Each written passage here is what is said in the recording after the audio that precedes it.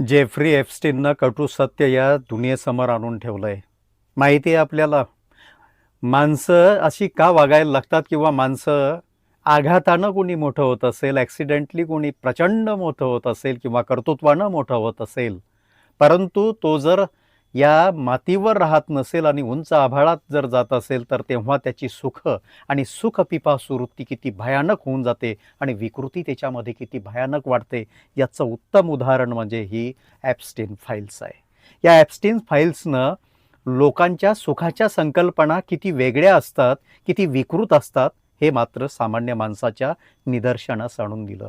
ज्या मुलांना त्यांची वय जर विचार केला, किती कोवळ्या वयांमध्ये त्यांचं शोषण केलं गेलं, त्यांचे आतडे खाल्ले गेले, त्यांच्या मृतदेहावरचं मांस खाल्लं गेलं, हे मात्र आपल्याला कुठेतरी माणूस म्हणून विचार करायला लावणारी घटना आहे.